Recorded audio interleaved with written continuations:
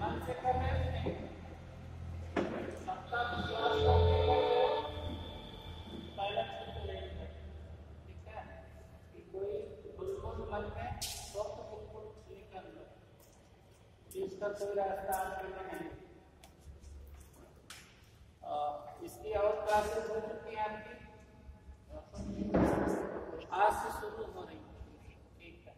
तो मेरा नाम है जेपी सिंह और मैं हिस्ट्री के टॉपिक हमें लाट में हम लोग बात करेंगे। और ये जो बात आवाज आ बड़ा भारी कमरा है तो थोड़ा सा बता देना, मैं बड़ा वॉइस। तो हिस्ट्री की जो क्लास जो पोर्शन आपके हैं हमें लाट करते हैं, ठीक है। और अभी तो 3 दिन शुरू की मेरी क्लास होगी और फिर अगले हफ्ते में क्लास है और लास्ट वीक में 3 क्लास है। तो अलग अलग चैप्टर आपको अलग अलग लोग पढ़ाएंगे, ऐसा यहाँ का इंतजाम है। तो जो पहला हमें दिया गया आज के लिए वो है सिंधु घाटी सभ्यता। इससे आप अवेयर हैं, ये जो है वार्तालाप टाइप का होगा, कोई एक बच्ची व्याख्यान नहीं होगा, ठीक है। तो आपको का क्या है उस हिसाब से फिर हम आगे बढ़ेंगे चीजों से। तो इसके बारे में सुना है, अगर आप इस फील्ड में आए हैं तो पढ़ा रहे होगा कुछ न कुछ और निश्चित रूप से जानते हैं। तो कितना पढ़े हैं कितना जानते हैं, थोड़ा सा इसके बारे में हमें आपको सिंधु घाटी सभ्यता में जब आप आते हैं तो क्या चीज है जो आपको थोड़ा सा आश्चर्यचकित करती है?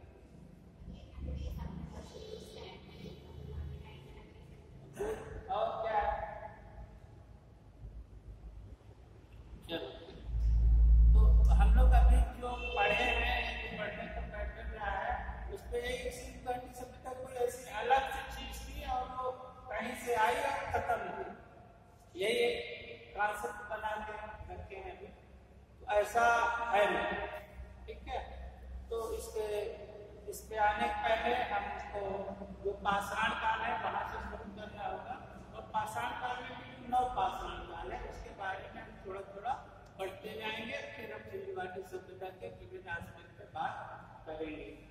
तो शुरुआत बीच बीच में आपको कॉपी से लेकर रेडी होनी चाहिए और आप जो फैक्ट्स हैं उनको लिखते भी चलेंगे और हम बताते चलेंगे, ठीक है। थोड़ा स्पीड से लिखेंगे जिससे होता जाए जी। 9 बताया भी गया है क्लास में, अच्छा बताया हमें नहीं आते। तो 9 पाषाण काल में क्या विशेषता बताई?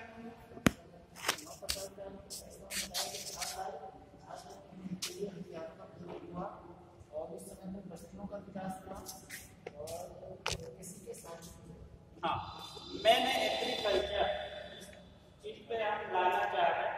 तो हुआ क्या कि अभी तक हमारा जो जीवन था वो या तो आखेटक था और खाद्य संग्राहक था। हम शिकार करते थे और जो जंगल में पैदा हो रहा है उसको हम बचा के इकट्ठा करके रखते थे।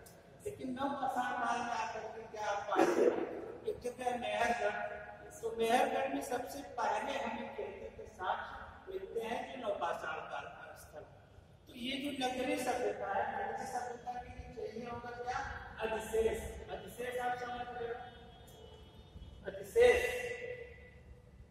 एक्सेस, हम खेती कर रहे हैं, हम उतना उत्पादन कर रहे हैं जितना हम खा रहे हैं। ये इसमें कोई नगरीकरण नहीं होने वाला। नगरीकरण होगा जब हम अपने खाने से ज्यादा उत्पादन करें, ठीक है। तो जब ज्यादा उत्पादन करें तो क्या करेंगे उसको? कृषि से सभी लोग किसानी से थोड़ा बहुत जुड़े होंगे ना, जुड़े हैं ना, जानते हैं। तो जब हम हमारे परिवार को जरूरत है 4 क्विंटल की, हम 8 क्विंटल करें तो 4 क्विंटल जो अधिशेष है उसका क्या करते हैं? व्यापार करते हैं ना। तो ये आप सिंधु घाटी सभ्यता को भी जानते हैं कि व्यापारिक सभ्यता है। जब अधिशेष आया, अब अधिशेष के लिए जरूरी है नगरीकरण की बात कर रहा हूँ, अधिशेष और अधिशेष होना ही नहीं है, अधिशेष का कुछ खास बिंदुओं के संकेंद्रण होना चाहिए। वो अधिशेष जो बच रहा है तो कुछ खास नगरों में आए, कैसे आएगा? उसके लिए दो ही चीजें हो सकती हैं, या तो जो पुरोहित पुजारी उनके थ्रू उनका संकेंद्रण नगरों में और उनके थ्रू वो अनाज जो बचा हुआ है वो नगरों को आए। दूसरा जो हो सकता है वो हो सकता है प्रशासन या राजा या इस तरह की कोई संस्था जो टैक्स के रूप में उस अधिशेष को भू राजस्व के रूप में किसी भी तरीके से उसको कहाँ लाए, नगरों तक लाए। यहाँ होगा नगरीकरण। तो हम लोग आषाढ़ काल पे आप कह रहे हैं कि बात हो चुकी है, तो हम लोग सीधे सीधे गाड़ी सभ्यता पे आते हैं, इसके क्या क्या एस्पेक्ट है। तो सबसे पहले खोल लीजिए कापी।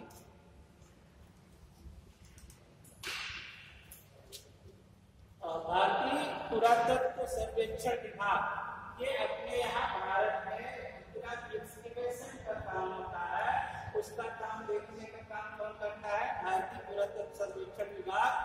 इसकी स्थापना आप जानते हैं लॉर्ड कर्जन के टाइम में हुई थी और अलेक्जेंडर कनिंघम भारतीय पुरातत्व सर्वेक्षण विभाग के पहले अध्यक्ष थे और इसकी स्थापना कर दी थी लॉर्ड कर्जन के टाइम में।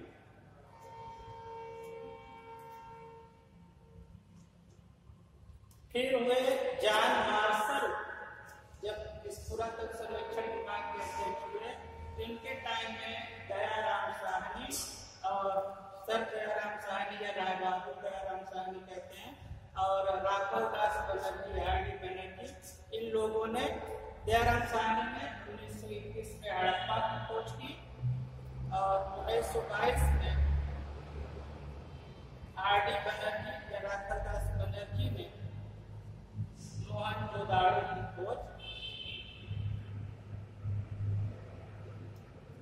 लेकिन इसके पहले ये जर्नी शुरू होती है 1826 में। सबसे पहले मैसन नाम के एक व्यक्ति थे, इन्होंने लिखते चलिए, मैसन ने हड़प्पा के टीलों का उल्लेख किया। मैसन ने, चार्ल्स मैसन नाम था इनका, इन्होंने हड़प्पा के टीलों का पहली बार उल्लेख किया। इसके बाद 1860 में इसका मैसन लिखा, पहली बार उल्लेख किया, बस ऐसे है ना। वो आपको पढ़ने में जो आप पढ़ने और समझ लें, पूरा वाक्य मत लिखिए। 1831 में अलेक्जेंडर कनिंघम ने, अलेक्जेंडर बर्न्स ने रावी नदी के किनारे जो टीले मिले उनका उल्लेख किया। 1875 में जनरल कनिंघम ने सर्वेक्षण किया इस क्षेत्र का और काफी पुरानी वस्तुएं वहां से प्राप्त। फिर आगे उसी क्रम में 1912 में जेएफ फ्लीट ने यहाँ से जो चीजें मिली, उनका एक जर्नल था, रॉयल एशियाटिक सोसाइटी था, उस जर्नल में अपना लेख प्रकाशित किया। लेकिन ये अभी तक जो खोजें हो रही हैं, उस चीज का क्या आर्कियोलॉजिकल इंपॉर्टेंस है, उस चीज को ये लोग एस्टैब्लिश नहीं कर पाए। ये बता दिए 1921 में जॉन मार्शल जब पुरातत्व विभाग के महानिदेशक थे, तब उनके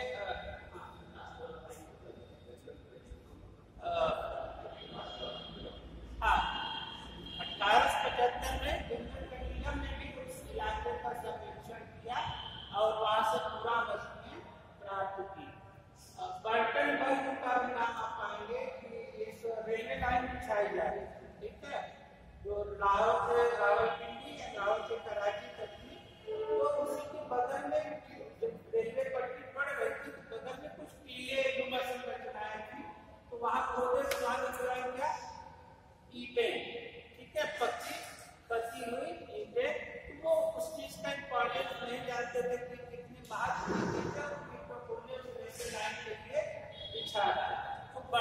संबंध भी इसमें शामिल है। फिर आप आ जाइए इसके नामकरण पे। ठीक है, तो नामकरण कैसे होगा, क्या क्या नाम है इसके नामकरण। तो पहला नाम है हड़प्पा, हड़प्पा शब्द लिख लिख के हम बता रहे हैं उनको कहते हैं कौन सा नाम पे ज्यादा सही है। दूसरा है सिंधु सभ्यता,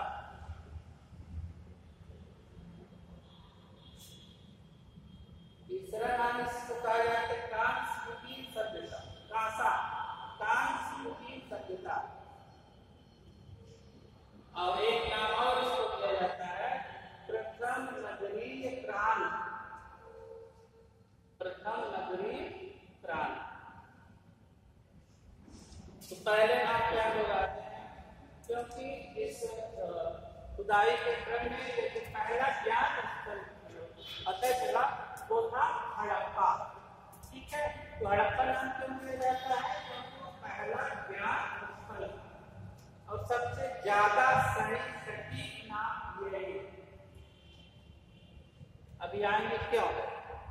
दूसरा नाम है सिंधु घाटी सभ्यता, तो क्योंकि जो शुरुआती सिविलाइजेशन के प्रमाण मिले उत्तर को सिंधु नदी की जो पथिया है दोनों साइड, ठीक है, उसके किनारे किनारे ही मिले, इसीलिए इसको क्या कहा गया, सिंधु नदी की घाटियों में कुछ सभ्यता मिली, इसीलिए इसको कहा गया सिंधु घाटी।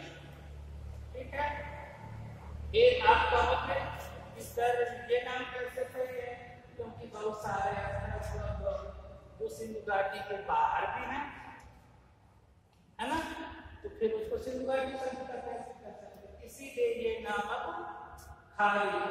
ठीक है, इसको बहुत ज्यादा सही नाम नहीं माना जाता। तीसरा नाम क्या लिखा आपने, कांस्य सभ्यता। इस काल में आप पाते हैं नौपाषाण पढ़ाया है, आपने पढ़ा है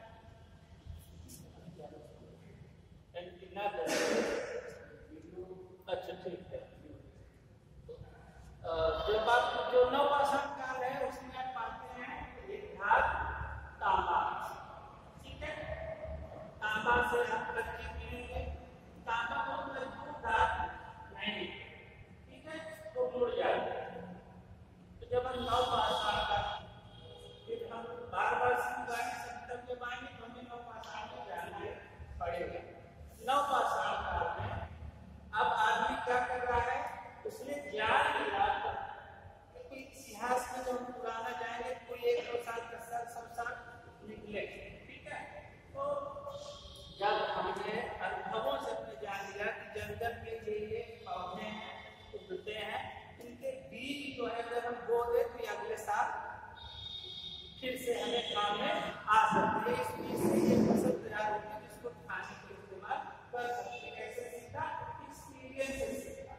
बहुत सारे बीज को उसने ऐसे ही नहीं खाते होंगे और वो नुकसान करके उससे मर भी गए, तो कुछ बीमार हो गए, उससे क्या हुआ, एक्सपीरियंस हुआ, उससे सीखा, उसने भैया ये वाला चीज नहीं खाना और ये इसको हम खा सकते। जब अभी पशुपालक से इसमें आ रहा है, पशुपालक और खास सरकार के नौपाषाण काल में आ गया खेती कैसे। अब खेती के साथ समस्या ये है, जब तक हम पशुपालक हैं तब तक हमें ग्रेजिंग चराने के लिए मवेशी को कहिए घास चाहिए, घास इस इलाके में है, हम यहाँ हैं, यहाँ की घास खत्म हो या यहाँ से चले गए कहीं और दूसरे राजस्थान में चले गए, तो यहाँ हम अस्थायी रूप से पशुपालक समाज में घर बना के नहीं रह सकते। ठीक है, क्योंकि हमें आज यहाँ कल को दूसरे घास पे जाना है। अब जब हम खेती करना सीख गए तो हम खेत को छोड़ के नहीं जा सकते। ठीक है, खेत को छोड़ के नहीं जा सकते, पहले क्या करना पड़ेगा, हमें बसना। तो यहाँ से आप नौपाषाण का किसी ने प्यार की संज्ञा दी, क्योंकि अब हम स्थायी रूप से एक जगह बस के रहना हमारी मजबूरी होगी, तो हम क्या बनाएंगे, घर बनाएंगे। घर बनाएंगे तो घर के साथ जितनी सामाजिक संस्थाएं हैं, चाहे परिवार हो चाहे और संबंध, दूसरे के साथ क्या संबंध होंगे, वो सारी चीजें हमारी उसके साथ नौपाषाण काल में आती जाएंगी। तो जब हम खेती में आ गए तो क्या होगा, जंगल जंगल है, ठीक है। जंगल को हमें क्या करना पड़ेगा, खेती के लिए हटाना पड़ेगा, साफ करना पड़ेगा। और तांबा ऐसा औजार है जो हम अभी जान नहीं, उससे तो जंगल भी नहीं कर सकता, उससे क्या करेगा, हाथ कट जाएगी, झाड़ियां कट जाएंगी, घास फूस कट जाएगा, लेकिन पेड़ तांबे का औजार है, ठीक है। तो इंडस वैली का शुरुआती रीजन है ना, उत्तर पश्चिम में आप देखोगे अगर आप बारिश का परसेंटेज हर रीजन का अपना अलग अलग कितने सेंटीमीटर मिलीमीटर होती है साल में। जो ये सिंधु घाटी पथ क्या है, इसमें बारिश की मात्रा कम है। फिर आप जैसे जैसे इधर गंगेटिक रीजन में नीचे उतरेंगे आपकी बारिश की मात्रा बढ़ती जाएगी। तो बारिश से क्या मतलब, पानी ज्यादा होगा, जंगल क्या होगा, घना। समझ गए। तो जो शुरुआत का उधर का रीजन है, उधर बारिश कम है, जंगल उतने नहीं है, तो तांबे के औजार से भी हमारा काम हो रहा है, लेकिन उतने पैमाने पर हम बड़े पैमाने पर खेती कर रहे हैं तो खेती तांबे के औजार से नहीं। तो हमें क्या जरूरत चाहिए, इसको तांबा तो हम जानते हैं, इसको थोड़ा मजबूत करना। जो तांबे से मैंने कुछ बनाया है कुल्हाड़ी, इसको हम क्या कर रहे हैं, मजबूत कर रहे हैं। एक चीज उन्हें खोज ली या एक्सपीरियंस से आई या कहां से आई वो अलग मैटर है। टिन एक मटेरियल है, अगर तांबे में हम टिन को मिला दें तो क्या बन जाता है, कांसा, और वही एक कांस्टेंट सभ्यता, ठीक है।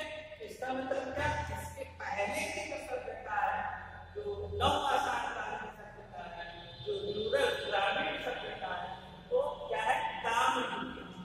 और ये सिंधु घाटी सभ्यता, क्योंकि हमें पॉपुलेशन बढ़ गई तो हमें ज्यादा खेती चाहिए, नहीं चाहिए, हमें औजार और ठोस से जो जंगलों को साफ करके खेती लायक बना सकते, उसके लिए हमने क्या आविष्कार किया,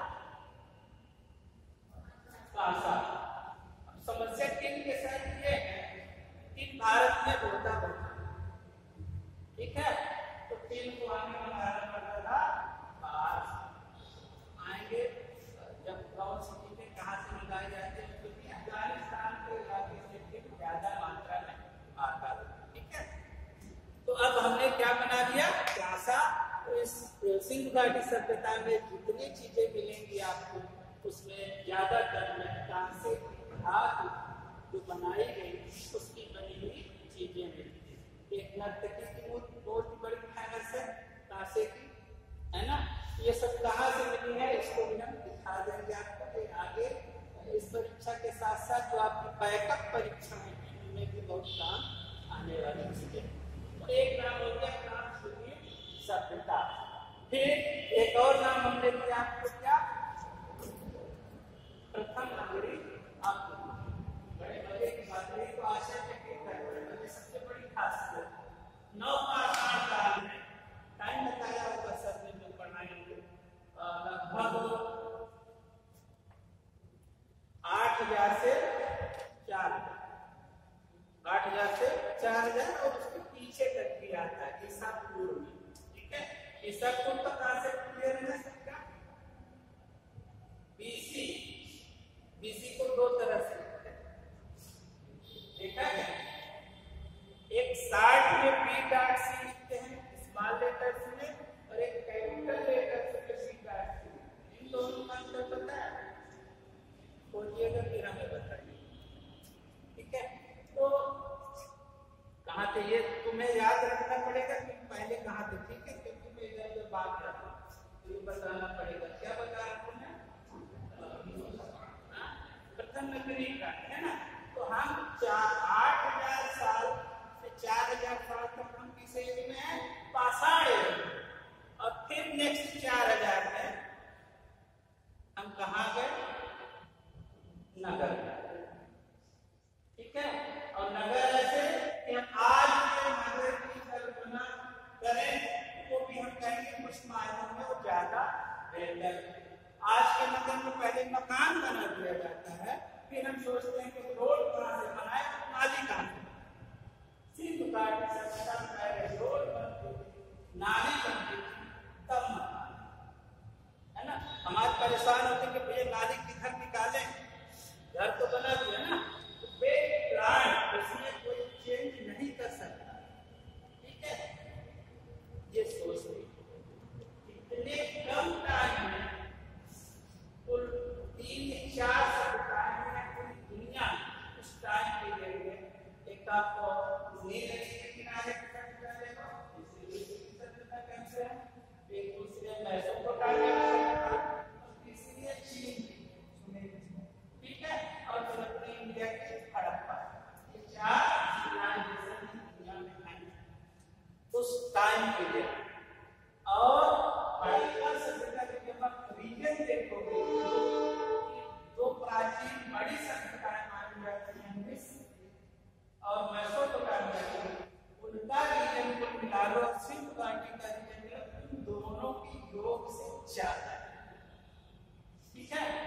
लेकिन अब ये सारी कोशिशें हो रही हैं ब्रिटिश काल में, ठीक है, और ब्रिटिशर्स व्हाइटनेस बर्डन को भी पढ़े होंगे आप, एनीवन, सफेद आदमी का बोझ, व्हाइटनेस बर्डन थ्योरी, ये जो औपनिवेशिक कॉलोनाइजर्स थे, औपनिवेशिक संस्कृतियों वाले देश थे, ये क्या कहते थे आपको कि हमारे ऊपर ईश्वर ने बोझ डाल दिया है कि हम इन काले तामईगंज के लोगों का उद्धार करें, ये हमारे ऊपर ईश्वर का डाला हुआ बोझ है। वो यहाँ किस लिए आए थे, हमारा कल्याण करने के लिए, हमारा उद्धार करने के लिए, और कैसे दूसरा ज्ञान जानते हैं।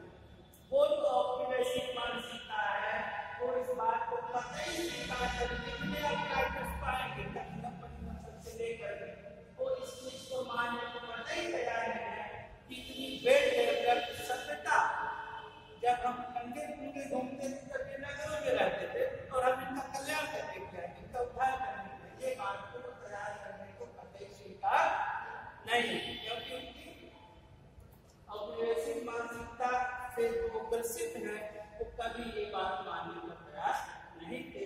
इन्हीं मिले उसने कहा हम अपने टास्क जाएंगे किसी उत्पत्ति जैसे, ठीक है, पानी वाली का इंतजाम रहता है, बराबर उत्पत्ति का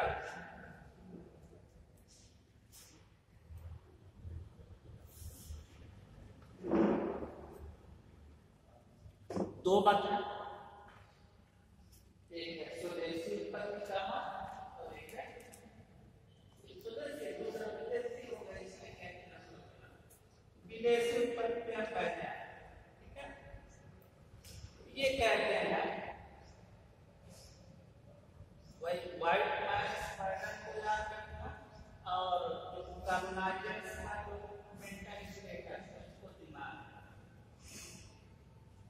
तो ये कहते हैं जब एंथ्रोपोलॉजी की दृष्टि से देखेंगे तो विकास के दो थ्योरी है, एक है क्रमिक विकास का सिद्धांत कहा जाता है और एक डिस्पर्सन थ्योरी, या जिसको विसरण सिद्धांत है, ठीक है।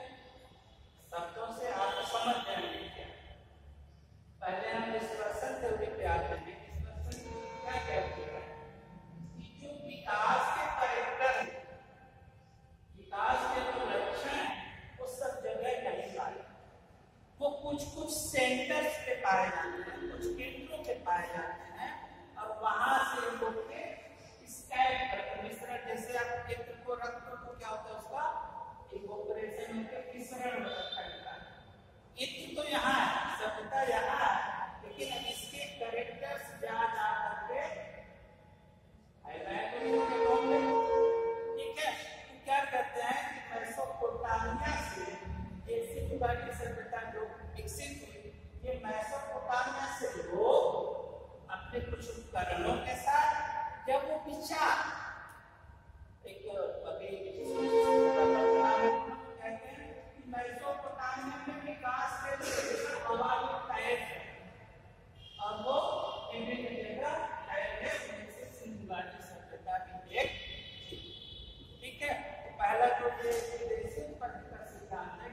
घाटी सभ्यता यहाँ के लोगों ने नहीं बल्कि बाहर लोगों ने बसाई।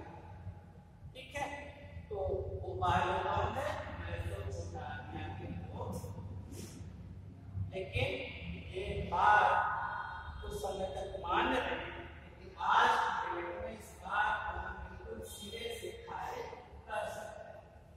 कुछ आधार है उसके। हम देखते हैं कि हमारी जो सिंधु घाटी या हड़प्पा सभ्यता है वो वेद पुराण में नगरीय सभ्यता है। ऐसी प्लानिंग वहां की सभ्यता में नहीं है। नंबर 2, जो ब्रिक्स है, ईंटें वहां भी लग रही हैं अपने यहाँ ईंटें पकी ज्यादा अच्छी ईंटें भी सुखा के इस्तेमाल हो रही है, लेकिन ज्यादातर जो ईंटें हैं वो पकी हुई हैं। मेसोपोटामिया की ईंटें कच्ची। दूसरे मेसोपोटामिया में जो पॉलिटिकल सेंटर इसको माने वो पुरोहित वर्ग, ठीक है, तो वहाँ जिगुरत मतलब मानिए कि वो मंदिर है जहाँ से वो सभ्यता का संचालन हो रहा है, तो जिगुरत मिले हैं मेसोपोटामिया में।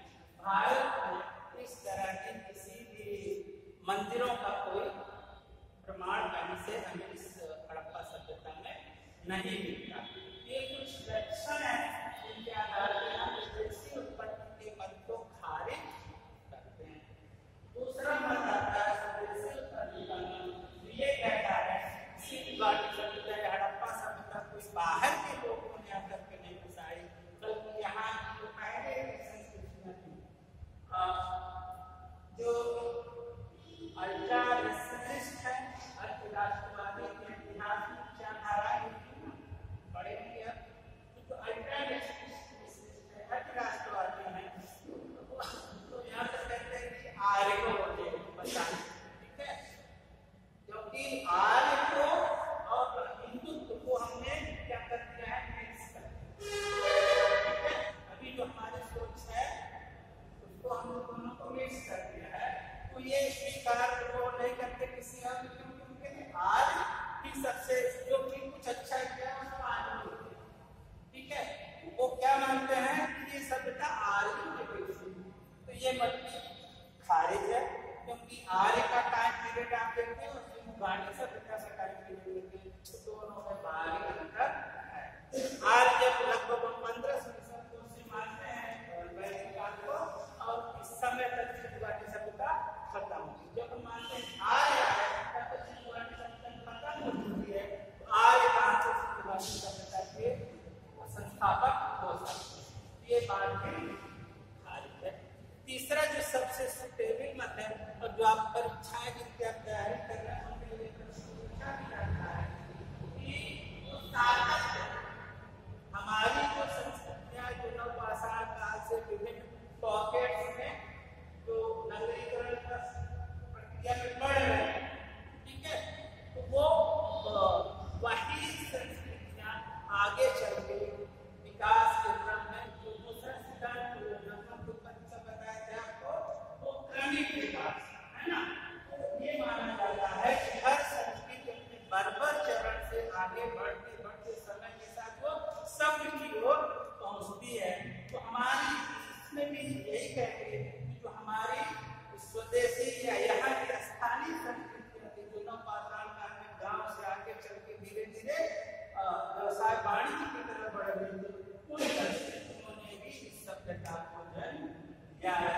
तो ये जो दिमाग में धरा था, ये किसी बाहरी ने बसाया, उसको हम सब मतों को खारिज करके जो आपके IAS से जहाँ जिस तरह का क्वेश्चन आए उसको हम यही प्रमाणित करेंगे कि ये यहाँ का ही था, यानी ग्रामीण संस्कृति उन्होंने इस सभ्यता का निर्माण, ठीक है कि ना, कॉन्सेप्ट बता रहे हैं। अब ये सिंधु घाटी सभ्यता में कहते हैं एक दिन खत्म करना है तो भगवान मानी। फिर दूसरा हम लोग आते हैं टाइम पे, ठीक है, कालक्रम का अलग अलग लोगों ने जहाँ बोलते हैं कि उन्हें अलग अलग कालक्रम कैसे निर्धारित करते हैं, किसी चीज का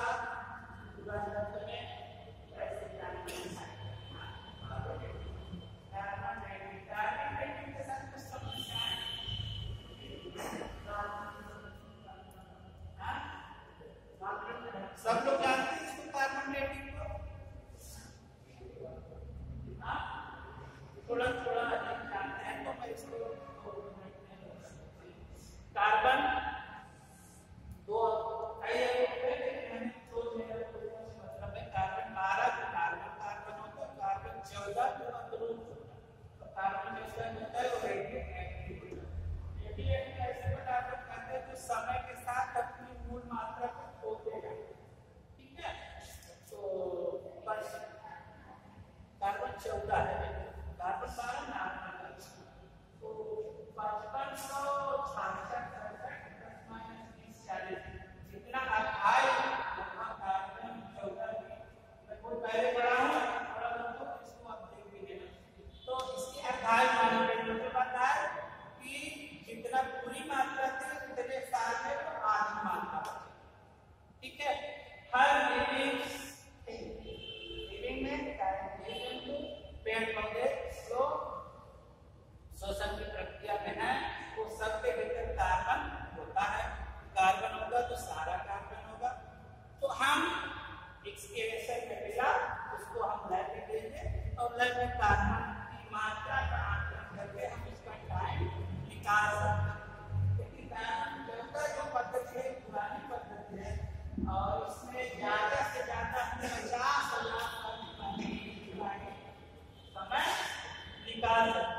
ठीक है, 50,000 से ज्यादा बनाने की होगी तब कार्बन 14 कार्बन फेल हो गई, उसके लिए है यूरेनियम देंगे।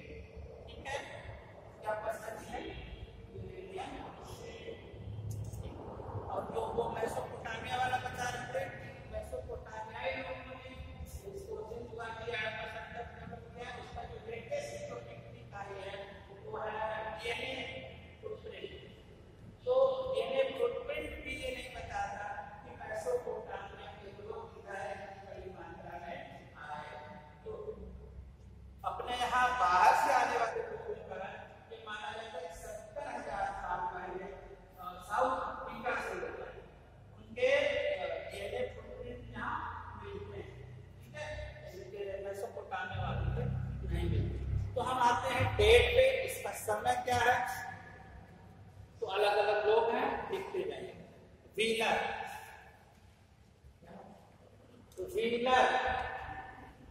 ये 2500 ईसा पूर्व से 1500 ईसा पूर्व बता। व्हीलर 2500 ईसा पूर्व से 1500 ईसा, और यही इसका टाइम आज की डेट में सबसे सटीक माना जाता है। ये भी सर्वाधिक मान। स्पीड थोड़ा फास्ट होती है। फिर दूसरा है 2350 से 1750 ईसा पूर्व।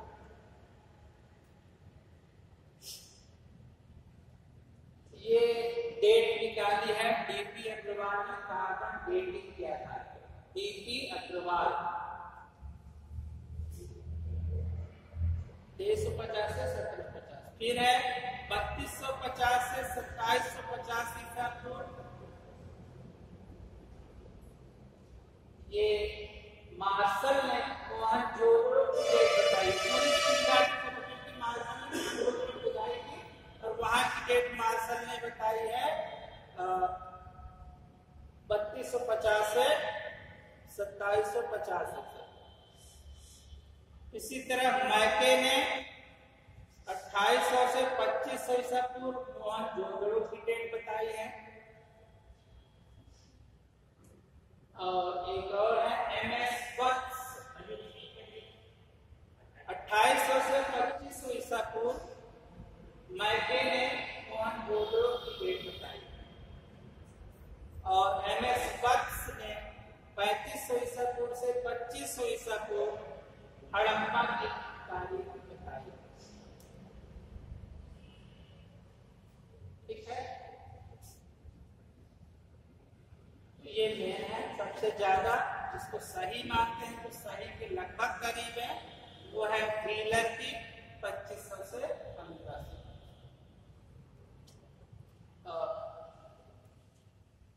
अब आ जाइए इसके निर्माता कौन, किसने इसको बनाया, किस किस प्रजाति के लोगों के यहाँ पे हमें प्रमाण मिले हैं। तो निर्माता कौन, पहला प्रोटो ऑस्ट्रेलाइड। प्रोटो ऑस्ट्रेलाइड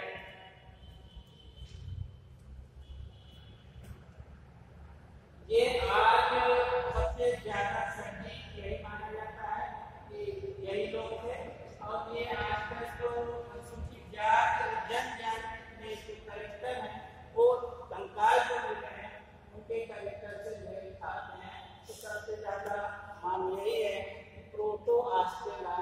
लोगों ने इसका निर्माण किया। 4 प्रजातियां के अलंकार हमें मिले हैं। ये प्रश्न कई बार पूछा जाता है, इनमें से कौन सा के प्रमाण नहीं मिले। दूसरा है भूमध्य सागरी, इटालियन जिसे कहते हैं भूमध्य सागरी, ये नस्ल है आदमी भूमध्य सागरी। इनके ये जो आज की डेट में कैरेक्टर मिलते हैं वो जो साउथ इंडियन सकते हैं उनसे इनके कैरेक्टर मिलते हैं। तीसरा है मंगोलायड, मंगोलायड मंगोलों की तरह जो दिखते हैं वो मंगोलायड कहलाते हैं। तीसरे ये भी मिले हैं यहाँ की सभ्यता में जो हिमालय की पट्टिया के क्षेत्र से, हिमालय के आसपास के, वहां से मंगोलायड ग्लेशियर्स के प्रमाण मिले हैं। और चौथा है अल्पाइन, अल्पाइन। ऐसे मत देखो भाई, हमें ऐसा देखोगे कि मतलब हमें यह है कि आपको बहुत कुछ पता है। अचंभित मत। अल्पाइन, अल्पाइन जो मिले हैं वो गुजरात, महाराष्ट्र, कर्नाटक और अपने यूपी का जो मध्य, गुजरात, महाराष्ट्र, कर्नाटक और मध्य गंगा की जो मैदान है यहाँ से इस नस्ल के प्रमाण मिले।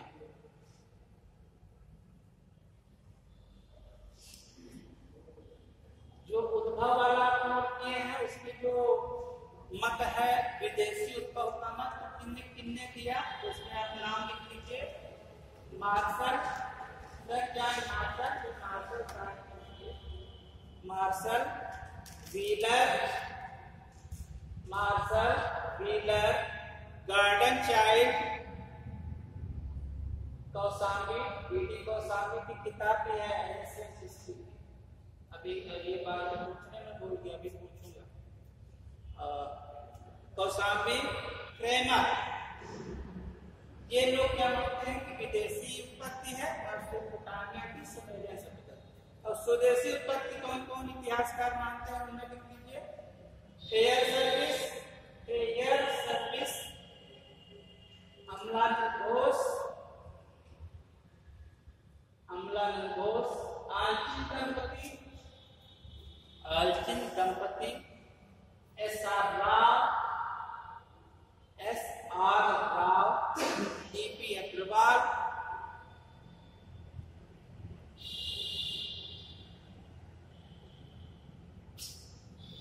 अब आप आगे विस्तार, ठीक है, उत्तर दक्षिण पूरब पश्चिम।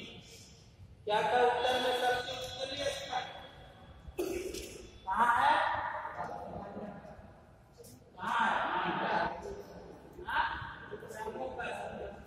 तो सब ऐसे आप बना लो। ऊपर जो होता है वो क्या होता है? मैप में क्या होता है? और इस साइड पश्चिम और पूर्व, ठीक है। तो सबसे ऊपर उत्तर में स्थल है मांडा। कहाँ है? जम्मू कश्मीर में है। और नदी है, नदी कौन सी है? फिर आप आ जाइए दक्षिण में,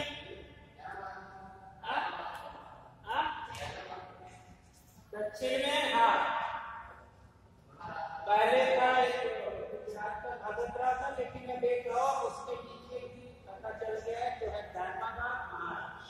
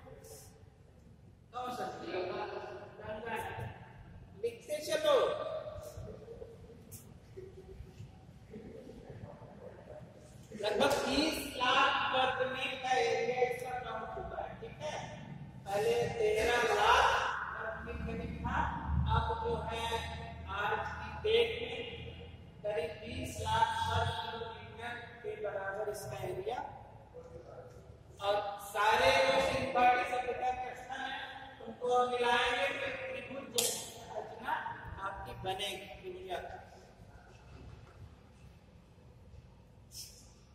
फिर आ जाओ नगर योजना। ठीक है, हमने भाई कौन सी चीजें जड़ करना होता है ना, भाग तो इसलिए कुछ रखा है, ये कंसेप्ट से रहना है नगर योजना समझ लीजिए, आपको क्या है। ठीक है, हमने क्या बताया सबसे पहले क्या करनी है, सड़कें। सड़कें हमेशा सारी एक दूसरे को समकोण समझ रहे हो, 90 डिग्री। तो क्या बनेगा, वर्ग बनेगा आयत। ठीक है, नंबर एक विशेषता। फिर 3 तरह की सड़कें हैं, मुक्त मार्ग, फिर रिक्शा और गलियां। ठीक है,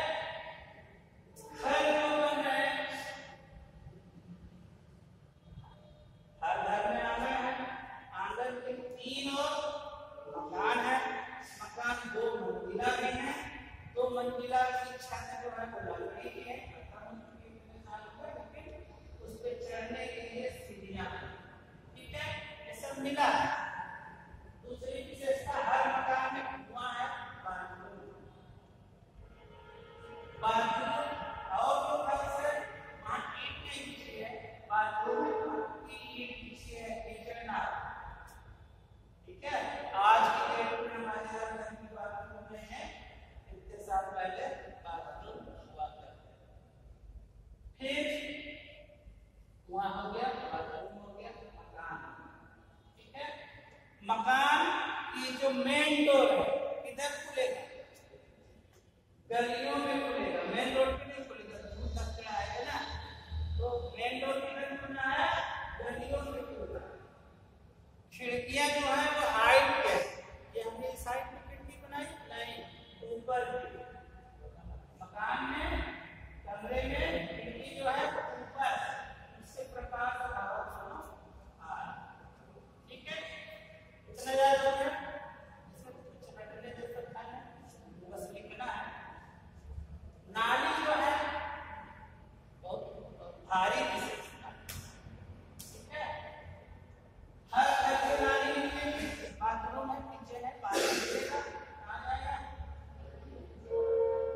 घर की नाली, गली की नाली में, गली की नाली, मेन नाली, और मेन नाली के शहर के बाहर। मेन घर की नाली में निकलेगी, वहां की चेंबर है, कचरा जो होगा वो साफ होगा। मेन नाली में मेन रोड पर बांधा नहीं है सिस्टम, लाभ है पहले से है, और सड़क के नीचे पूरा नाला। ठीक है, इसमें बीच बीच में चेंबर बने हैं, बड़े बड़े शहर में वो नाले हैं, वो चेंबर इस सभ्यता में बने हैं। और चेंबर बने ही नहीं है, उनकी प्रॉपर सफाई की व्यवस्था है, क्योंकि कचरा जो से नाली से इकट्ठा हो रहा है उसको निकाल के जो रख रहे हैं उसका जो हमारा है मिलता है। नालियों की प्रॉपर व्यवस्था है, उसकी सफाई बांधा में देखो, नालियां इस तरह बनी है, लेकिन सफाई की उसमें क्या पड़ा है सफाई का उतना प्रॉपर इंतजाम नहीं, जितना प्रॉपर इंतजाम आज से कितने साल पहले था, 6000 के लगभग 6000 साल पहले। ठीक है, ये तो मकान हो गया। फिर जो पानी भरने के लिए छत का पानी है, तो आप क्या आज PVC पाइप या सीमेंट का पाइप यूज करते हैं। उस समय भी पाइप मिट्टी के पका करके पाइप, ऊपर का पानी घर के अंदर का पानी बाहर नाली का पहुंचने का काम करेगा। ठीक है, ये भी मिला। फिर अगला पॉइंट आता है जो सबसे लंबा वो है आ जाइए प्रमुख नगर।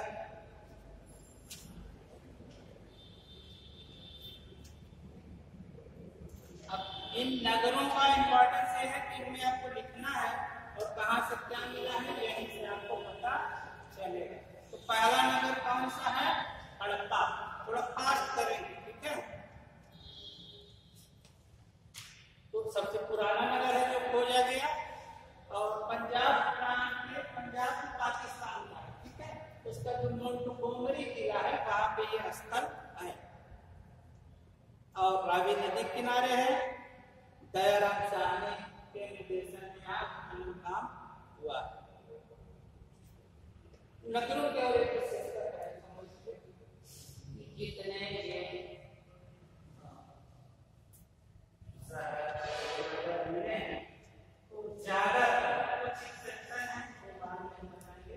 ज्यादातर में दो टीले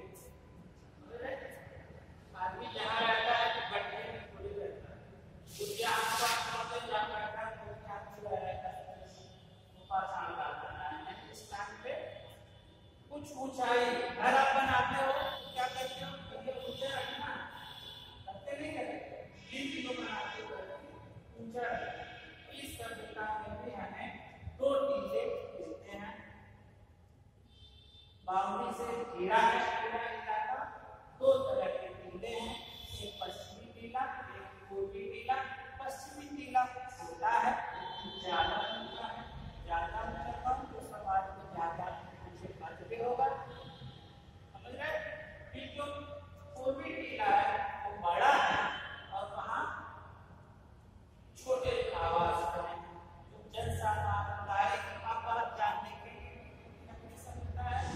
इससे कितना काम करने वाले लोगों की बहुतायत शिल्पी कारीगर तमाम तरह के लोग इस वाले हिस्से में रह रहे हैं। और इधर में पश्चिमी टीला है, ऊंचा है, जहाँ पे कुछ खास तरह के भवन बने हैं वो उस नगर को कंट्रोल करने वाले लोग थे, उनका शायद आवास। लेकिन बहुत ज्यादा डिस्क्रिमिनेशन, भेदभाव हमें सभ्यता में नहीं पाते।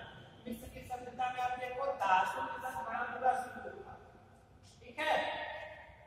हम राजा साहब हैं, बड़े आदमी मर गए, हमारे पास इनको भी मार के मेरे साथ देखा मरने के बाद काम आ गया जिंदाबाद। फिर आगे साहब देखते हो दासों का खून चूस के वो प्यार के बनाया, ठीक है, इतना कहना है।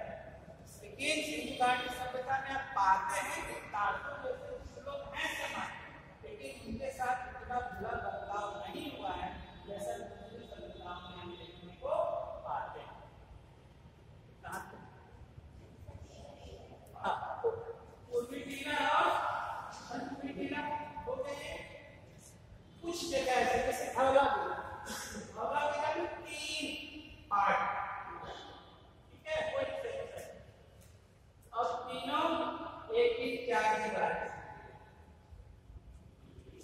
फिर आप हाँ लोथल पे हम लोग हड़प्पा पे थे, तो जो हड़प्पा का जो पश्चिमी टीला है कच्ची मिट्टी के बने चबूतरे पर निर्मित है। प्रशासन और प्रभावशाली वर्ग रहता था और यहाँ से मिला क्या है? अन्न भंडार। आपको शुरू में बताए थे कि नगरों के लिए चाहिए तो एक्सेस है वो नगर में आए। ये प्रमाण है कि वो नगर में आ रहा है, क्योंकि जो टैक्स के में जैसे भी वो अन्न आ रहा है उसको रखने का जो है अन्न भंडार हमें मिल रहा है। कहाँ? हड़प्पा में मिल रहा है। अन्नागार मिला। श्रमिक आवास लिखते चलो, पूछे गए प्रश्न है श्रमिक आवास, गोल चबूतरे,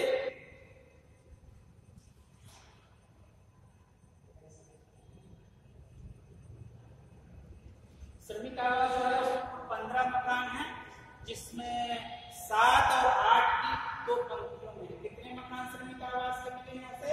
15 मकान, 8 पंक्ति और 7 की पंक्ति में। जो पूर्वी भाग है इसमें छोटे और तंग आकार के घर मिले हैं जो जनसाधारण के लिए थे। ईंटों का चबूतरा मिला और उस पर ओखली मिली। ओखली जानते हो?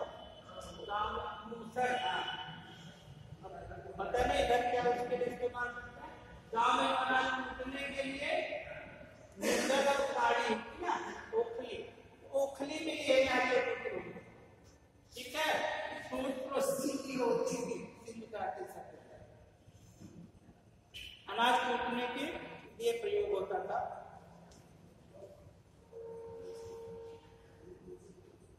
यहाँ 3 तरह की सड़कें हैं बताया, 33 फुट, 9 से 12 फुट और 4 फुट की चौड़ाई। मेन सड़क की चौड़ाई 33 फुट है, जो बीच की सड़क है 9 से 12 फुट है और जो गली है वो 4 फुट चौड़ी। हड़प्पा से जो और चीजें मिली हैं लिखते रहिए।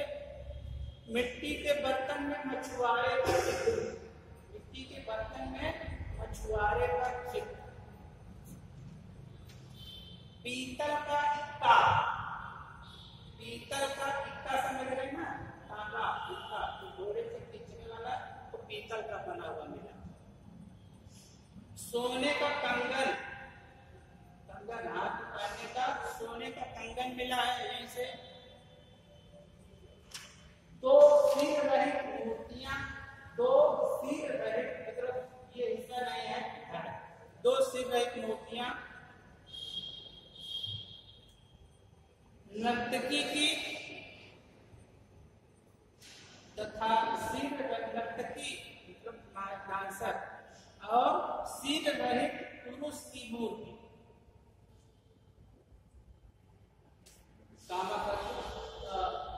रेलिंग से घिरा पीपल का वृक्ष, रेलिंग से घिरा पीपल का वृक्ष।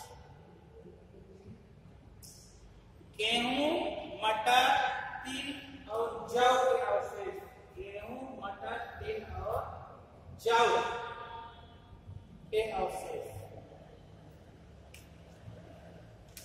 तो ये मोहनजोदड़ो हड़प्पा से मिला। दूसरा नगर है मोहनजोदड़ो। उत्खनन 1922 में आर.डी. बनर्जी ने, ये भी सिंध के ननकाना जिले में, सिंधु नदी के किनारे, पाकिस्तान के सिंध जिले के प्रांत के ननकाना जिले में सिंधु नदी के किनारे है।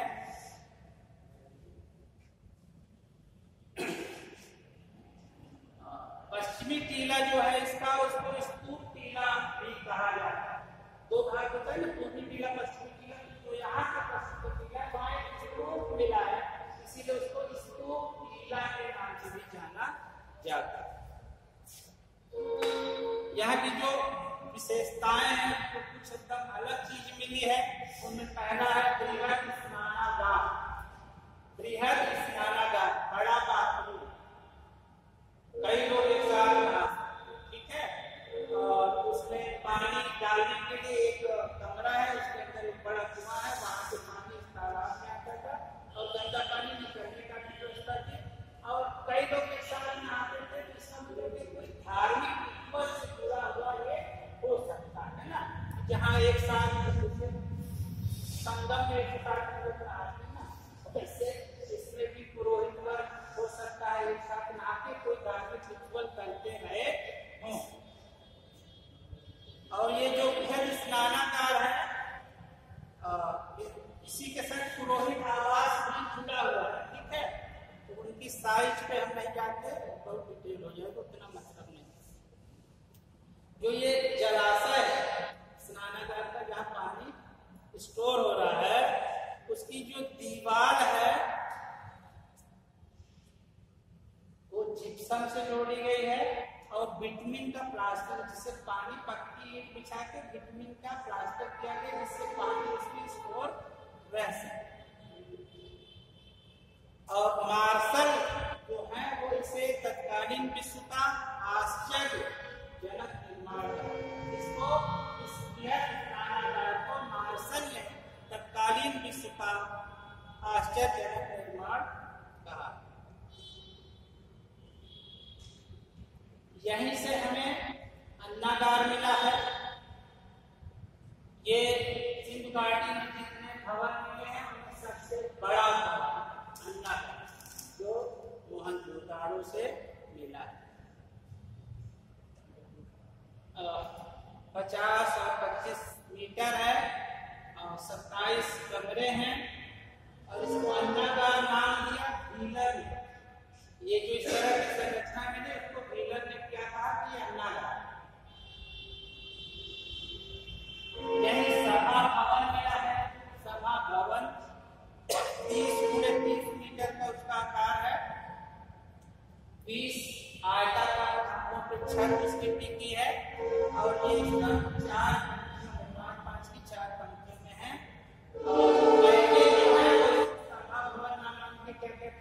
बाजार भाव, ठीक है। मैकेनिक सभागार को क्या कहा है?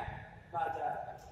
फिर पुरोहित आवास भी बताया कि स्नानागार के उत्तर पूर्व में बना है और यहाँ माना जाता है कि पुरोहितों का विद्यालय हुआ करता था। यहाँ से जो और महत्वपूर्ण चीजें मिली हैं उनको नोट कर लीजिए। चांदी के कलश से लिखता हुआ सूती कपड़ा। सिर्फ इतना प्रश्न पूछ दिया जाता है, चांदी के कलश से सूती कपड़ा कहाँ मिला? शायद को नाम दे देगा, है ना? याद रखने वाली चीजें। तो दो चीज एक साथ बता रहा है, चांदी का कलश भी मिल रहा है, चांदी भी मिल रही है और सूती कपड़ा लिखता है। मतलब सूती कपड़े के बारे में जानते थे, कपास के बारे में, है ना? अगला इसी में लिखते चलो, गले हुए तांबे का ढेर। मतलब कि तांबा गलाने की पद्धति ये जानते थे। तांबे गले हुए तांबे का ढेर। सीप की बनी हुई पटरी जिसमें दशमलव में अंक है। सीप की बनी हुई स्केल पटरी जो नापने का और दशमलव में उसमें अंक है। घोड़े के दांत, घोड़े क्या भी मानते हैं सब घोड़े का ज्ञान नहीं था, दांत का ज्ञान दिया। कुछ जगह घोड़े की मूर्तियां नहीं है, कुछ कोतरा से घोड़े का हड्डी भी मिला। लेकिन प्रश्न जब आए सिंधु घाटी सभ्यता के लोगों को किस पक्ष का ज्ञान नहीं था? हाथी घोड़ा बैल हो, क्या उत्तर अभी भी आपको क्या था? अभी उत्तर घोड़ा ही होगा, लेकिन मिला, ठीक है। हाथी दांत का तराजू, मुहर पर नाव का चित्र, नाव का चित्र मतलब व्यापार भी होता था, समझ रहे? कांसे की नर्तकी जो प्रसिद्ध है, कमर पे हाथ रखते हुए, बाजुओं में पूरा कंगन पहने हुए हैं हाथी दांत के, और नृत्य की मुद्रा में कई जगह चित्र आपके चावल जिसका देखते होंगे। वो भी कहाँ से मिल रहे हैं? मोहन जोदाड़ो। पद्मासन पर बैठे योगी की मूर्ति, पद्मासन में बैठे योगी की मूर्ति। इन्हीं सबसे ऐसे सीधे क्वेश्चन जो पैटर्न है आपके परीक्षा का, उसमें पूछ लिया जाता है ना। तो शिव का आदि रूप है, ये जो मूर्ति है इम्पोर्टेंट है, क्योंकि जो शिव जिनकी हमारे संकल्पना कर रहे हैं, जो हमने देखा लेकिन कैलेंडर में देखते देखते हम जानते हैं क्या पहले तो सांप और बरसात कुछ है तो संकल्प की होंगे, है ना? तो आदि योगी भी कहा जाता है। तो ये सिंधु घाटी सभ्यता में कुछ उसी तरह की चीज मिल गई। तो ये शिव की क्या है? हाँ, पद्मासन में बैठे योगी की मूर्ति। ये भी प्रश्न पूछा गया है, उस मूर्ति में दाएं तरफ क्या बना है, बाएं तरफ क्या बना है, और जानवर भी देख लो। दाईं ओर चीता और हाथी है, इसको याद कैसे करते हैं? जो एक दूसरे खा ना पाए उसको एक साथ रखेंगे। तो दाईं ओर हाथी और चीता है, ठीक है। तो हाथी को चीता नहीं खाता है, तो याद रखेंगे दाईं ओर क्या है, हाथी है। ये प्रश्न पूछा गया है कि दाईं ओर इस मूर्ति में दाईं ओर कौन से पशु है और बाईं ओर कौन से पशु? तो दाईं ओर क्या हो गया, चीता और हाथी, और बाईं ओर गैड़ा और भैंसा। गैड़ा और भैंसा। सिर पर त्रिशूल शंकर जी का है, तो सिर पर त्रिशूल जैसी आकृति भी इसमें बनी हुई है इस मूर्ति, इसीलिए इसको हम शिव से तुलना करते हैं। और मोहनजोदड़ो को सिंध का नखलिस्तान के नाम से भी जानते हैं, सिंध का नखलिस्तान। अभी से हम घने लगे तो 1 घंटे से बाद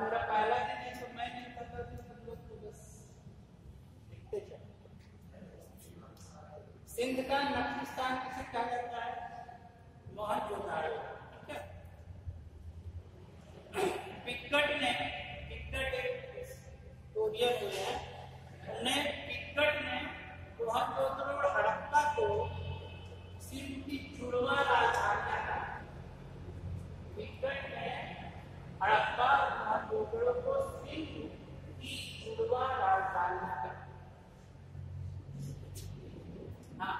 जोर से बोला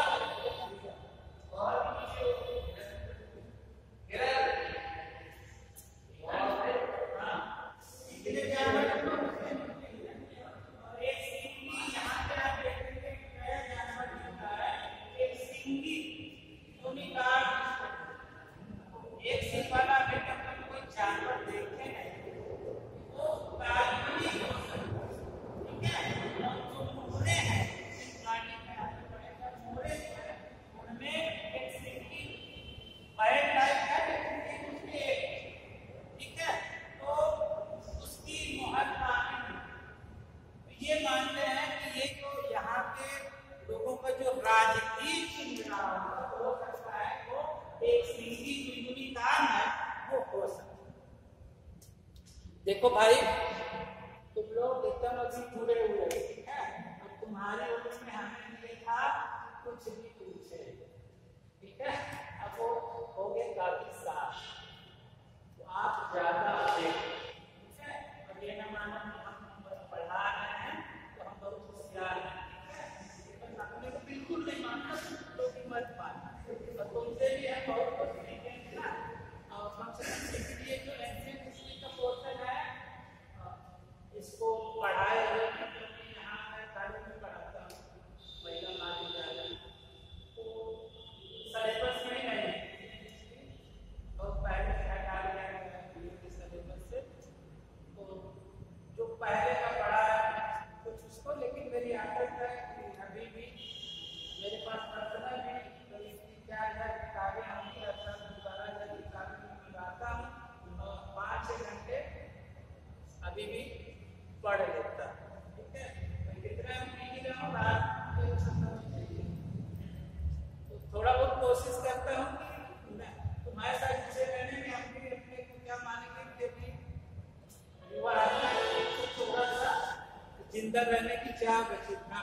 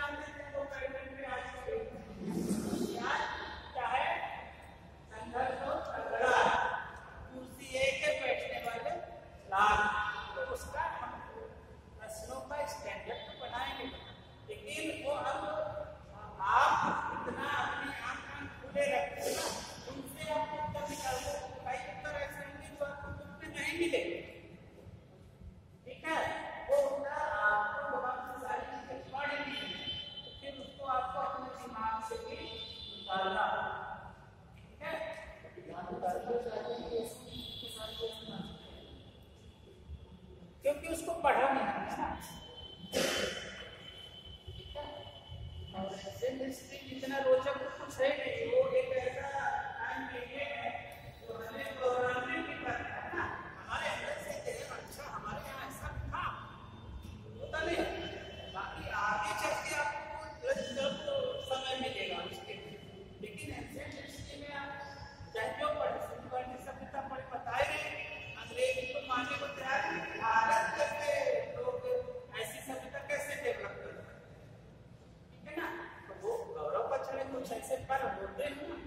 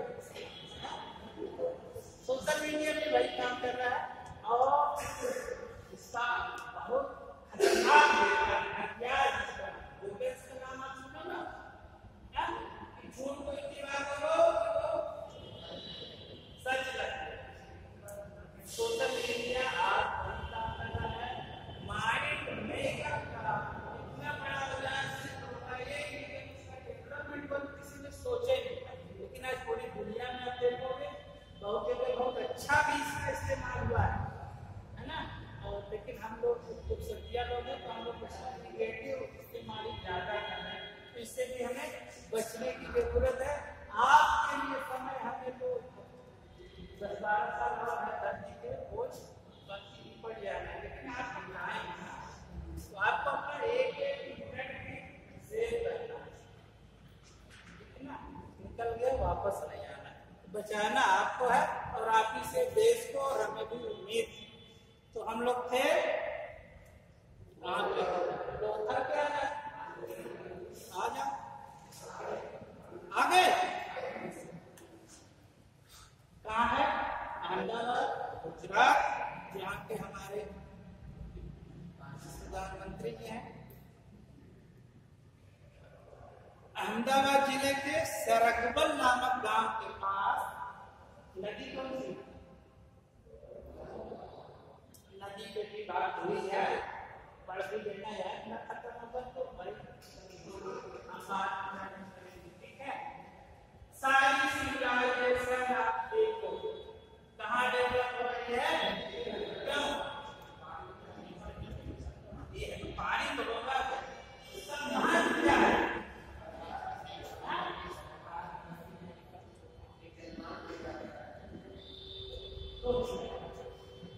व्यापार आगे जाने का साधन होगा है। दूसरा नदी हर साल संख्या लाती है जलोढ़ मिट्टी, और जलोढ़ मिट्टी आप जानते हो ज्यादा नहीं होता,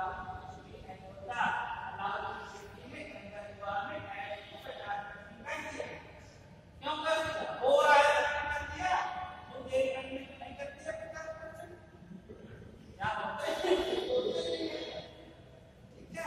हर साल वो नदी लाती है अपने साथ, क्या लाती है?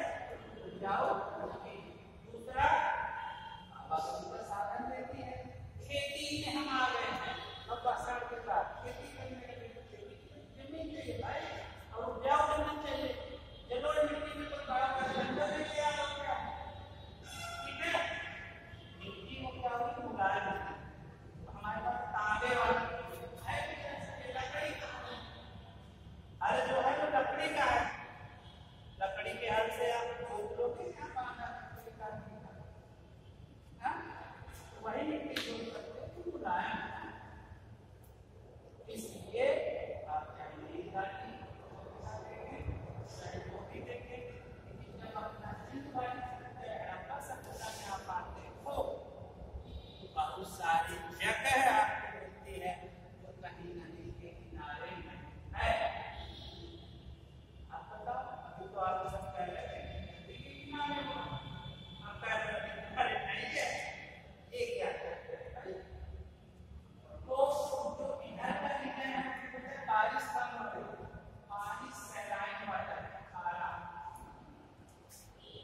है, नदी का पानी मीठा है, वहां तो मैं भी और नदी का जो फायदा करना है वो भी, लेकिन पानी क्या है? धौला भी है। आज वाटर का जनरेशन में बड़ी बात करते हैं ना, वाटर धौला भी है, वाटर कंजर्वेशन का काम, लेकिन इतनी बढ़िया बात करेंगे नहीं, ठीक है। तो फिर जब हम नीचे आते हैं गैंजेटिक बेसिन में आते हैं, इधर का पानी मीठा है, कुछ ऐसे जलस्रोत है, झरने हैं, झीलें हैं, और वो पर्याप्त पानी से खाली है। तो नदी का किनारा नहीं है, लेकिन जल का पीने पानी का सोर्स हमारे पास है। पानी को जुड़ा रहने के लिए सुरक्षा भी दे रहा है, खेती भी कर रहा है, आवागमन का साधन भी आपका है। इन सारे कारणों से सारी ज्यादातर सभ्यताएं बिना पानी के तो कहीं भी नहीं है। नदी किनारे में या जो वाटर रिसोर्सेज थे उनके किनारे में डेवलप हुई। लोथल पे हम लोग थे, सरगबल नामक गांव में जो नदी है वो है ओखवा। नदी के तट पर एस.आर. राव ने 1955 से 62 के बीच एस.आर. राव ने 1955 से 62 के बीच यहाँ पर खनन कराया।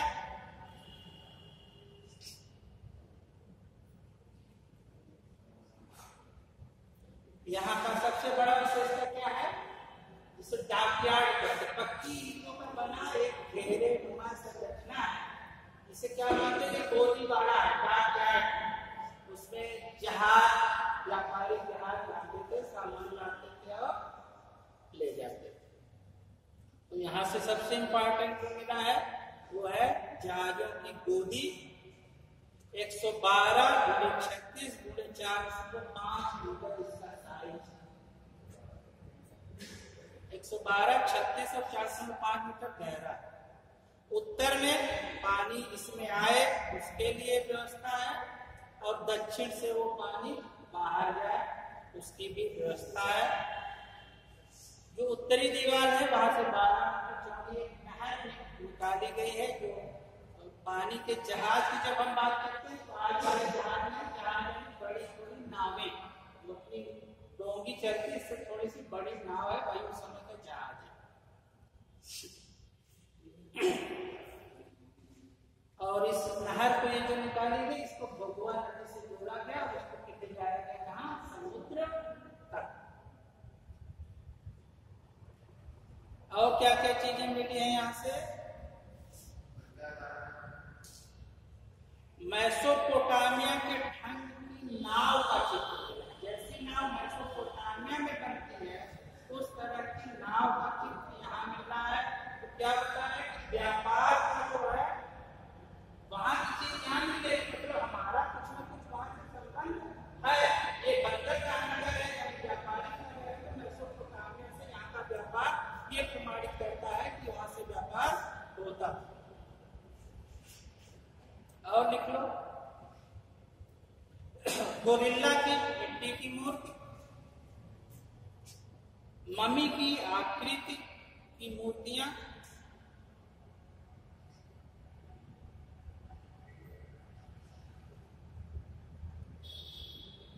थोड़ा फास्ट करना भैया।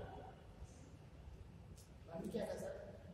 मम्मी मिस्र में आप देखते हैं ना, यही फसाया वाले तो सब खत्म नहीं किया।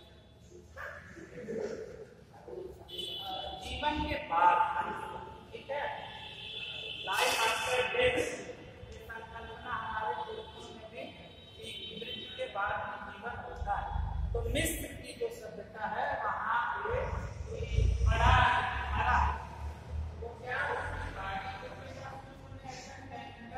एक का आविष्कार करने का जिसमें लपेट के उसको ताबूत में भीतर रख देते थे और फिर उसके ऊपर पिरामिड बना देते, जैसे कब्र होती ना, वैसा समझो कि वो बॉडी खराब है और आज की डेट में भी वो सड़ी नहीं है, निकल गई बॉडी। आज उसको मम्मी को खोलो उससे दिखती हुई बॉडी, अंदर का सब सूख गया है लेकिन वो सड़ा नहीं है, खराब नहीं, ठीक है। पट्टी लपेटे हुई जो भी केमिकल मसाला होता लेकिन वो सुरक्षित कैसे वो कहलाती है। इस तरह की संरचना क्या कहलाती है? मम्मी नहीं, मम्मी मम्मी कहलाती है। समझ गए मम्मी?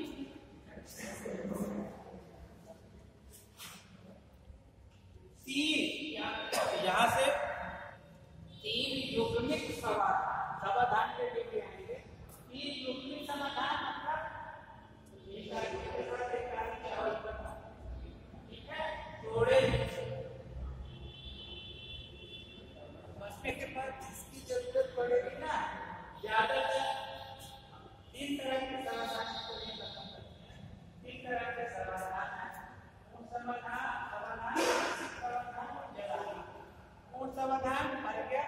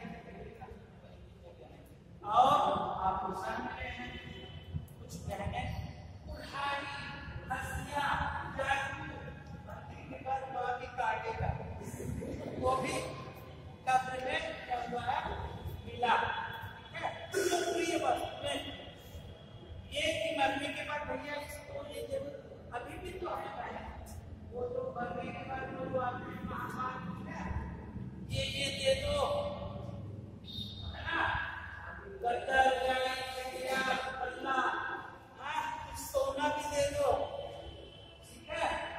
वहां हम जाएंगे। हाँ, फिर में है, हम आज जानते हैं नोट्स बना रहा है, लेकिन कांसेप्ट तो वही है ना। वो बनने के बाद हमको इस्तेमाल आएगा। फिर वो पुरोहित खान के कहेगा कि पैर दबाओ इतना, हाँ मालूम कितना यार है, इस वक्त तरफ को पहुंचा, इसमें देखना। अब आ जाइए आप। हाँ, धान आप देखो, टोटल से क्या मिला? धान की झूठी।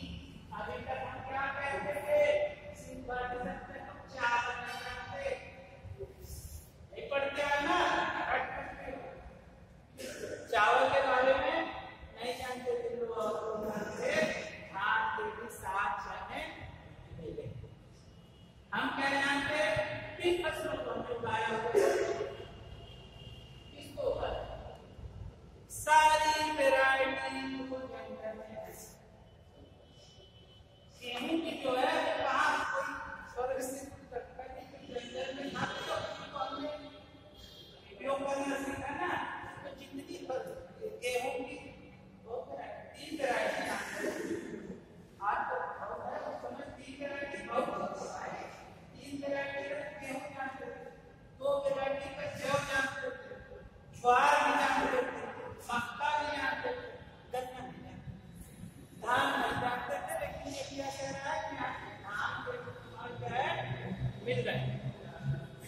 ये प्रश्न हंसने की बात नहीं है, जो हंसने का है तो सबको यहाँ होती है और पूछे क्या मिला, ठीक है? तो हंसी हंसी में हम भले बताएं, देखते हैं कि वो दूर हो इसलिए मैं हंसाता है, आप अपनी तरफ से प्रयास न करें, मैं भरपूर हंसाता हूं। फिर घोड़े की 3 ऋण मूर्तियां, ऋण मूर्तियां तो मिट्टी की मूर्तियां, घोड़े की, घोड़ा तो कह रहे गुरु जी की वहां नहीं था, और यहाँ बता रहे मिट्टी की मूर्तियां मिल रही हैं। तो लोधा से घोड़े की 3 मिट्टी की मूर्तियां या ऋण मूर्तियां मिल रही, और यहीं से राज मुद्रांक मिला है, और मुद्रांकन पर जो है कपड़े का निशान मिला है, तो कपड़े की जानकारी। यहां से कुत्ते की तांबे की मूर्ति और मनके बनाने का कारखाना। एक शब्द है मनका, बेस, मनका जानते हैं?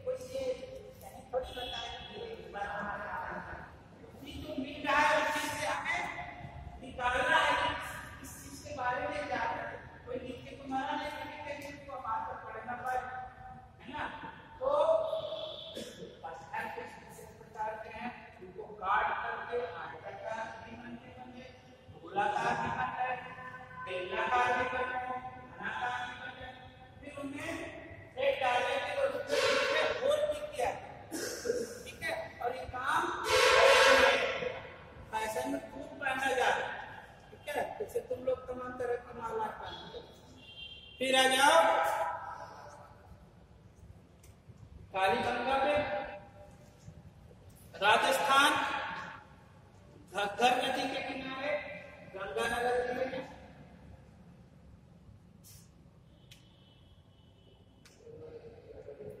आप देखो गंगानगर जिले में सरस्वती नदी, नाम सुना? कहाँ है?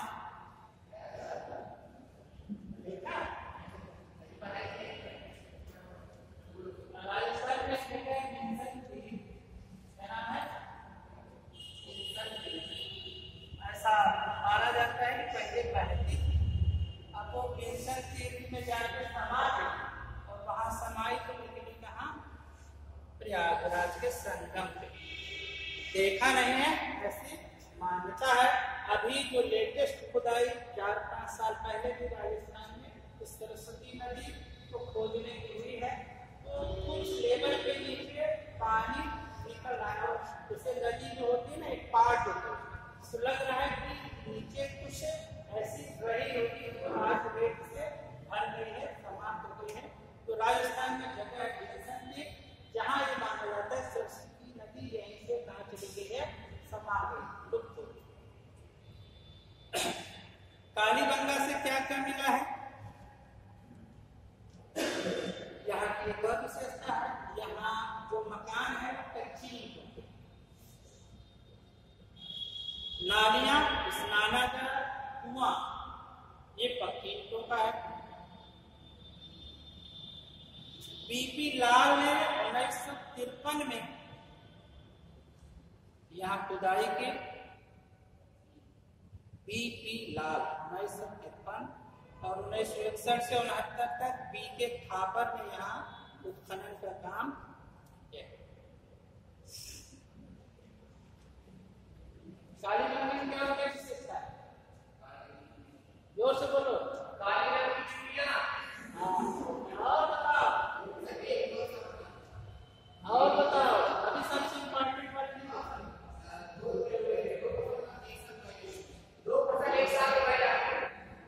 क्या बोलते जो हल हल हल देखो ना, हल वो जो बनता है तो क्या कहते हैं, जो नाली को बनता है वो बोलते हैं, क्या बोलते हैं, यहाँ की भाषा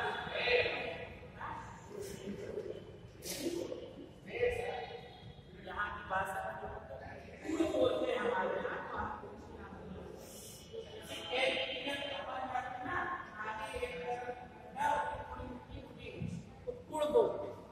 कालीबंगा से ये मिला कुड़ के निशान, हल जोतने के साथ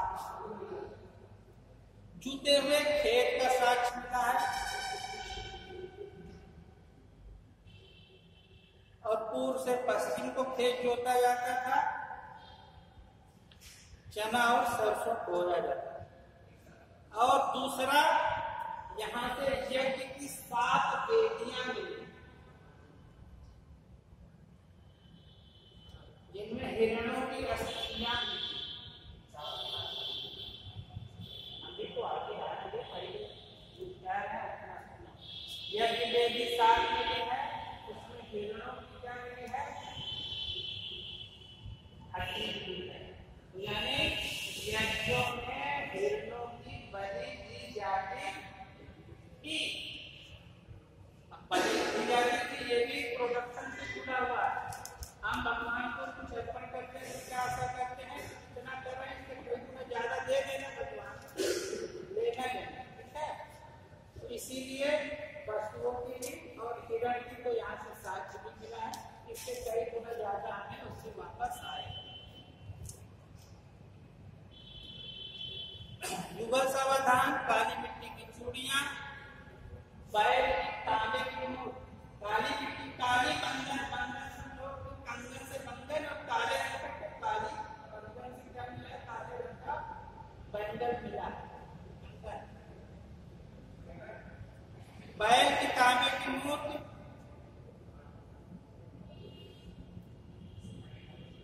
भूकंप आने का साथ क्या,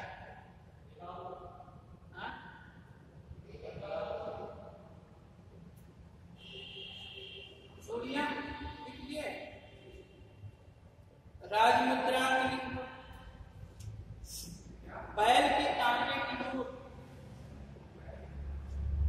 बैल की, इधर बैठा कर मैं सुनाई देता, तो कान का इलाज करो। बैल की तांबे की मूर्त, राजमुद्रा, भूकंप आने का प्राचीनतम साक्ष्य यहीं से मिला। और ये जब पतन के कारण जाएंगे तो उसमें भी एक ही कारण भी होगा।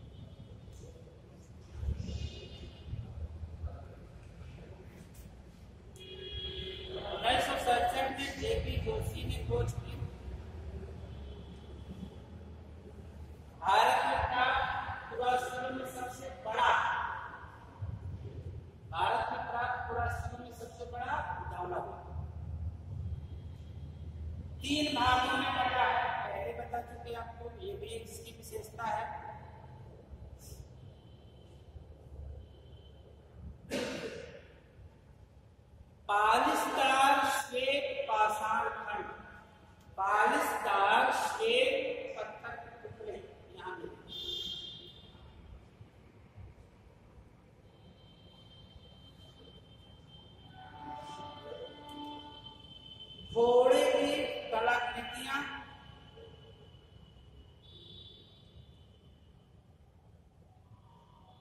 टेराकोटा खिलौने समानीदार करते हैं। टेराकोटा मिट्टी की मूर्तियों को टेराकोटा कहते हैं, तो कमानीदार पहिए लगे हुए टेराकोटा की मूर्तियां। चामुंडड़ो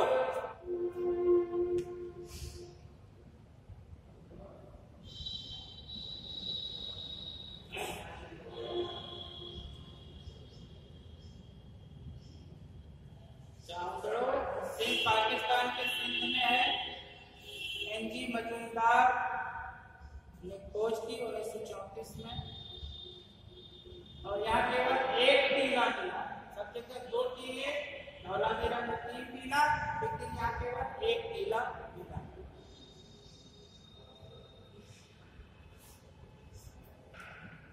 वक्राकारी के सौंदर्य प्रसाधन के रूप में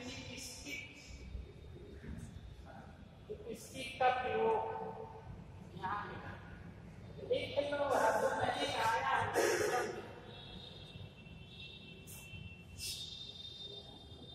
लिपस्टिक का प्रयोग, कुत्ते द्वारा बिल्ली का पीछा किए जाने का प्रमाण, इक्का गाड़ी और वात्रा का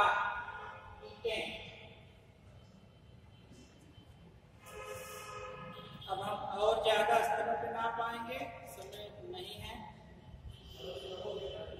लिपि फटाफट कर लो थोड़ा सा। 64 चिन्ह मिले हैं, 400 लिपि जो हमसे बात की थी, 64 चिन्ह है, मित्राक्षर लिपि है, और 400 तरह के चिन्ह है। सबसे बड़ा जो मिला है यहाँ पे ज्यादा लिपि है, तो सबसे बड़ा इससे ज्यादा बड़ा नहीं मिला। बड़ा लिया क्योंकि इसका पिक्टोग्राफी में मित्राक्षर लिपि है और एक ही भाषा में एक साथ लिखी गई है पूरी, किसी और भाषा में एक साथ एक जगह पे नहीं मिला। जैसे हम पढ़े तो 3 भाषाओं में मिलाक्षर लिखी, 3 भाषाओं में लिखी, तो हमने ट्रांसलेट करके उसको पढ़ लिया। लेकिन सिंध भारतीय सभ्यता पूरी एक जगह लिखी, जो पता है सबसे ज्यादा मिला 17 अक्षर, तो एक और पे मिले हैं, और कोई इसका ट्रांसलेट नहीं हुआ, किसी और भाषा को इसके साथ नहीं मिला है। इससे हम इसको आज कुछ लोगों ने दावा किया कि पढ़ते हैं, समझते हैं, लेकिन आज की डेट में भी हम यही कहेंगे ये पढ़ी नहीं जा। फिर हम लोग आ जाते हैं आर्थिक जीवन में। तो खेती था, पशुपालन था, शिल्प, योग धंधे, व्यापार, वाणिज्य। तो इसमें भी रटने का जैसा कुछ नहीं है, इसको हम पढ़ लेंगे एक बार क्या क्या काम थे। शिल्प में यही मनका, मोहरे, टेराकोटा, है ना, हाथी दांत की चीजें, सौंदर्य साधन, कड़ाकुड़ी, ये सब काम होता है। मोहरे लगभग 2000 मोहरे मिली हैं, सबसे ज्यादा मोहनजोदड़ो से मिली हैं।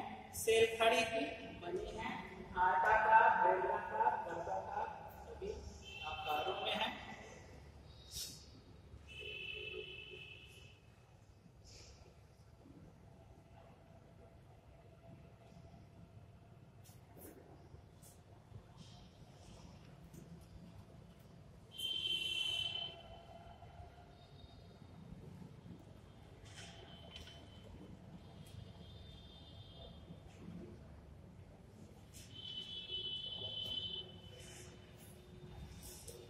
बदन के कारण, तो इसमें भी कई मत हैं। पहला है विदेशी आक्रमण। विदेशी आक्रमण इस मत को मानने वाले गार्डन चाइल्ड, पिगट, व्हीलर, ये क्या कहते हैं, आर्यों के आक्रमण के कारण ये सभ्यता नष्ट हुई। इंद्र को आक्रमण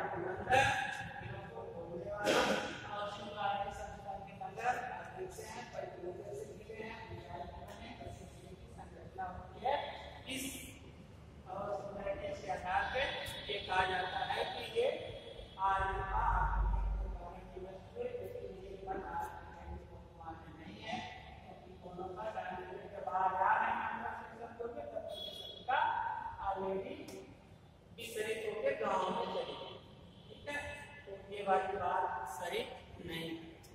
दूसरे कुछ उसमें प्राकृतिक कारण है, कुछ मानव जनित कारण है। तो प्राकृतिक कारणों में लिख लीजिए बाढ़, जलधारा का परिवर्तन, बाढ़, जलधारा, नदियां जो थी नदी किनारे हमने अपने रास्ते बदल दिए, खत्म। बड़े पैमाने पर जल प्लावन, यानी पानी भर गया और पानी निकला, ठीक है, तो बड़े पैमाने पर जल प्लावन,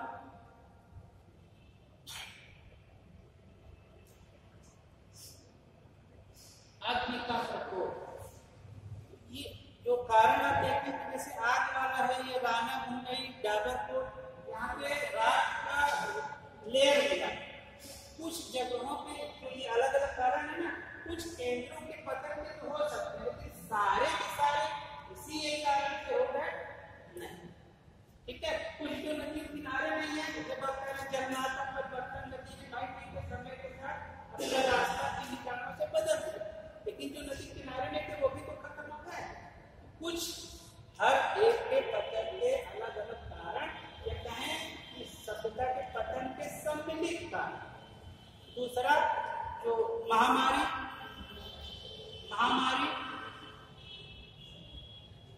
मलेरिया जैसी कोई भयानक बीमारी आ गई, निपट गए, कोरोना जैसा कुछ आ गया, ठीक है, तो मलेरिया को माना जाता है कि मलेरिया जैसी महामारी। और एक प्राकृतिक कारणों में लास्ट लीजिए भूमि की शुष्कता का बढ़ना। भूमि की शुष्कता यानी बारिश कम हो रही है, जमीन सूख गई, क्यों? क्योंकि हमने ईंट पकाने के लिए पेड़ों को लगातार काटा लकड़ी के लिए, इसके कारण बारिश की मात्रा कम हुई, शुष्कता बढ़ी और पानी की कमी होने से ये सभ्यता। मानवीय कारण, ये नेचुरल कारण बताया जाता ना, मानवीय कारण जो हमने किया और हम भी अभी भी कर रहे हैं, और सभ्यता को हम आज भी संकट में डालने का काम कर रहे हैं। मानवीय कारणों में पहला बढ़ती जनसंख्या और साधनों की कमी, बढ़ती जनसंख्या और साधनों की कमी। 10 मिनट अभी हम चौथी क्लास में फटाफट बस।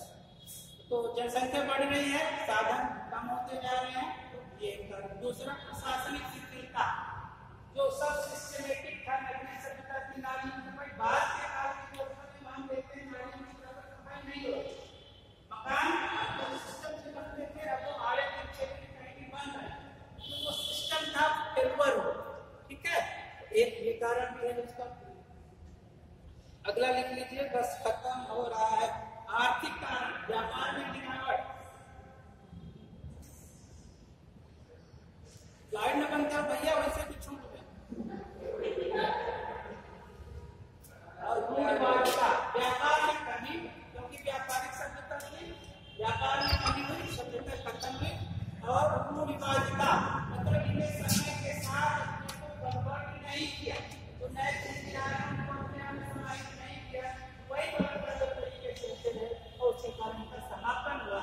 फिर ये गए जहाँ, ऐसा नहीं खत्म हो गए एकदम से साफ होना ना, ऐसा संभव नहीं। तो ये लोग क्या किए, जब नगर का हमने बताया सब कारणों से खत्म हुए, तो इन लोग डिस्कस हो गए, नगर से कहा जाए तो आसपास से ग्रामीण संस्कृति फिर से काम से 5 मिनट, फिर से 5 से बाद काम मिल जाता है। तो काम साक्षात्कार कई संस्कृतियां हैं, मध्य प्रदेश में है, राजस्थान में है, इन सब केंद्रों में ये लोग क्या हो गए, के लोग किसी भी बारी लड़ा लोग एक गाँव में चले, ठीक है। यहाँ से प्रथम नगरीय क्रांति समाप्त होती है। कोई क्या